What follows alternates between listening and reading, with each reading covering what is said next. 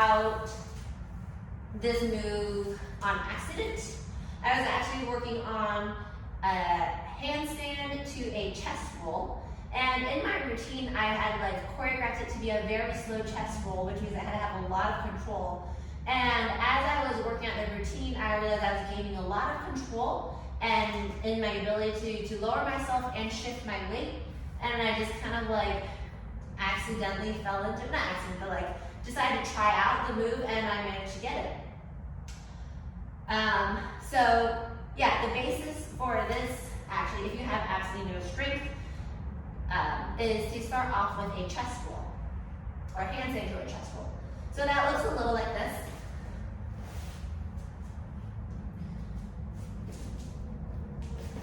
Oh, jeez. You don't need a perfect handstand. You saw I was like wobbling a little bit. Just as long as you can get to handstand for a second and then lower yourself down. If you are still kind of scared of that and not sure what to do, you can start off lower. So step 0 before step 1.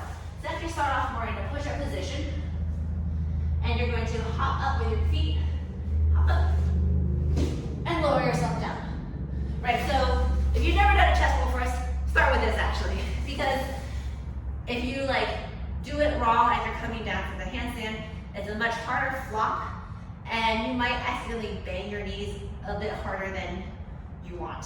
Right, so you want your ribs to go down first, and then you want pretend like your hips, and then your thighs, and then the rest of your body. All right, so one more time. Of step 0, hop up. Just work on that to get pretty comfortable and have that rolling move pretty well embedded. Then you can start kicking up a little bit higher, and a little higher, and a little higher. And just keep going until you hit that handstand and then go down. Now once you've got the handstand to the chest roll, the next thing you want to do is start to freeze the handstand for a second and start to push your weight, your shoulders, a little past your hands. So handstand stack, usually you want to start rolling past it a little bit and then let yourself down into your chest roll. Handstand, going past it and letting myself down as slowly as I can. And once you feel like you have pretty good control, that's when you start thinking about twisting a little bit. So we'll be here. Now you remember, if you watch my other video on the two-arm croc, link it somewhere below, above, below, whatever. Two-arm croc, right? We eventually end in this position with your hip on your arm and stick side. So that means you want to be able to do that move of twisting to the side as you are lowering yourself. Okay.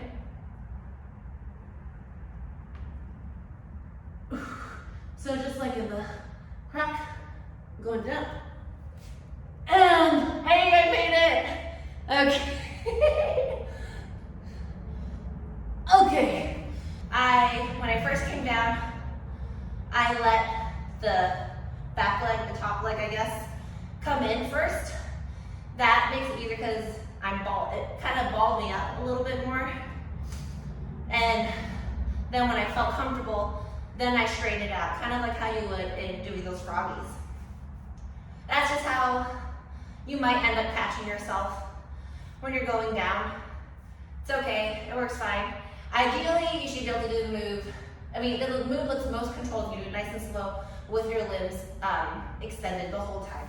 All right, so I'm gonna try to do this from the side and see if you all can see how my shoulder is getting positioned with my rest of my body. Straightening, widening, widening. Come on, line it. Going out.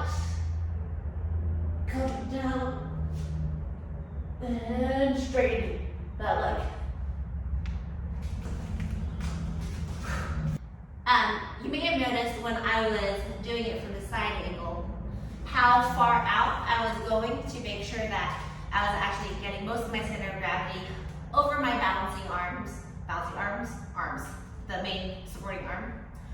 The other thing you may notice is actually I was teeter-tottering a little bit, and that's where those croc drills can really help. If you, from my last video, if you have a lot of strength and ability in those foundations, then you should be able to adjust and catch yourself so that you don't end up going boop and hitting the ground if you go down too fast.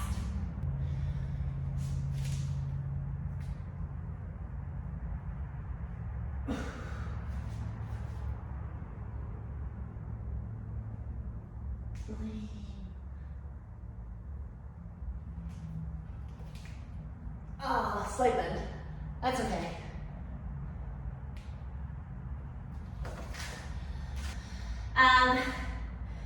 Yeah, I don't have many other tips for this other than to spend a lot of time on that chest roll. The more you can control it, the easier the transition into the croc becomes. Right, so that's your foundation. Take your time with it. Might take you a couple weeks, might take you a month or longer, but I promise you, if you get that chest roll nice and controlled first, you will get the one-arm croc way easier. All right, that's it, everyone. Let me know what you thought of this video, if you found it